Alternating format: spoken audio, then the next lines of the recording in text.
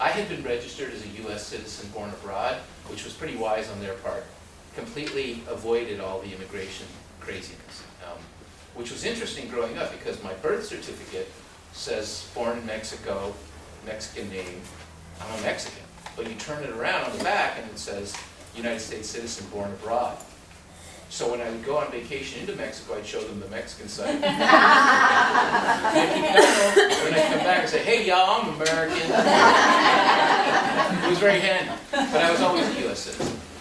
Anyway, we got to San Diego. My dad took all those jobs I told you about. My mom went on working in department stores. We lived in the kind of ghetto area. And my mother, I was telling the group yesterday, my mother wanted me to have culture. She had fallen into a world without culture and despaired of it. She didn't know what to do for me, so she insisted on manners, table manners, demi-tasse, cups, all that sort of thing. But she insisted on literature. And my mom would read to me every night, without fail, heroically plop me in bed and start reading to me. And she began with Dickens. So I was a little kid, just coming out of Spanish. I had a strong Tijuana accent. I thought like this all the time, you know. I was trying to learn how not to talk like this. Something more like my mom than my Mexican relatives. And here she breaks out Dickens. And she's reading this elegant Dickens. And I had no idea what she was talking about. I'd lie there in bed just hearing these tides of language. It was so beautiful. I didn't know what it was, but it was so awesome. I really liked it. I would fall asleep listening to Dickens. The next one was Rudyard Kipling. Guaranteed hit, right? I wanted to be Mowgli. In my mind, I was Mowgli. And then when she read Rikki Tikki Tavi, I thought, I'm going to get a mongoose. You know? I lived in these stories. But I've told this to the group the other day that the one that really got to me, that really probably is the first author that changed my life, was Mark Twain. When she cracked Mark Twain, I flipped out. It was Tom Sawyer, not Huck Finn. I think Huck Finn probably a little too much for her, since we were in an area of great racial strife, with great race wars between black, brown, and white, and all these issues I think she didn't want to deal with Jim. So she brought out Tom Sawyer. And when she started reading Tom Sawyer to me, it was a revelation when I didn't know what a revelation was. That, first of all, I was Tom Sawyer. I was there, man. And I couldn't believe someone dead could speak to me so profoundly.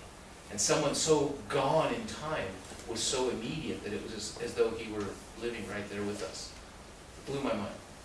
And I confessed the other day, too, that I probably had my first erotic moment in my life, thanks to Tom Sawyer, when, you may recall this, Becky Thatcher takes her chewing gum and puts it in Tom's mouth. I thought, what? Just happened. And you know, it's your mom, right? So you're like, Mom, I didn't really hear that. I could not believe that could happen, first of all. You could chew a girl's chewed gum? Holy cow, that was good. But also that somebody put that in a book. I didn't know you could do things like that in books. It was a revelation. And from that, I went nuts for things like mythology. That once I got through Tom Sawyer, then I was on my own, reading like a maniac. But my dad had this issue of trying to instill Mexican culture. But at that time especially, it was really hard for him to find writers for me that I would comprehend. So he would bring music a lot. We'd listen to Pedro Infante records, all these records, you know, and that was really nice. But he, again, remember, he was a chauvinist. He loved Mexico. My father, as he became more American, in his heart, he defended Mexico more profoundly all the time. So, you know, we'd go to the laundromat and he'd say, son, you see the dryer? Mexican invented that. Yeah. Oh, you know. He got a color TV for us. You know, Mexicans designed that. Wow. You know, he wanted me to feel proud. So he went to Mexico to try to find me books. And he went to a bookstore and he found translations of the Odyssey and the Iliad, Homer. And he brought it home to me. And he put it on the kitchen table and he said, son, study it in the original Spanish. I've never forgotten this beautiful moment with Dad. And the other thing my dad would do, because he wanted English so badly, he was in love with James Bond. James Bond was the gold standard of our house for manhood. My mom called him Jamesy. Oh, Jamesy Bond. What a naughty boy. And my dad, of course, wanted to be James Bond, I think. And he would study English. He couldn't go to school, he was too busy working, so my father, using his military discipline, decided to memorize the entire dictionary. Went out and got a Webster's, 5 pages a week, memorized. 5 pages a week. And woe to any fellow Mexican working anywhere with him, because he would force them to study English with him. And sometimes you'd come home and there'd be a couple of miserable Mexican guys.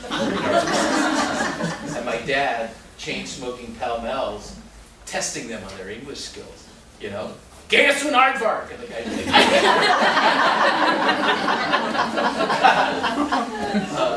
and he would study slang. He would always study what Americans said. He thought it was so fascinating. And he would have these little confabs with me. As I got more and more American, my accent disappeared.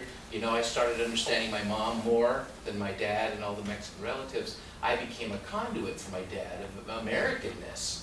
I was telling people the other day, back when I was a little kid, you couldn't really get Hawaiian Punch. Hawaiian Punch, when it first showed up, was this exotic drink, and one would go to SeaWorld and get it, at least in San Diego, and they'd serve it to you in like a fake coconut and a little umbrella, and you think, wow, it's so exotic. And my dad had taken me to SeaWorld, and there were people ordering drinks at the tropical hut, the tiki hut. And this guy in front of us says, I'll take a big Coke, easy ice. So they got the Coke and they kind of carried away. My father was like a revelation, easy ice. It's like, wow, not only do you get more Coca-Cola, but it's hip, it's an Americanism. So he tried it, he said, take 2 Hawaiian Punch, easy ice, eh? And it worked, he gave it to me. So it became like a family phrase, easy ice, that he thought got him in, like people would think he was American. He even used it at IHOP, you know? They'll say, Mijo will have pancakes and milk, easy ice. Trying to get the American. And you know, for his whole life, he would say things to me like, son, when I speak English, do you notice the slightest Mexican accent? I said, no. I said, at this point, you sound British, Dad.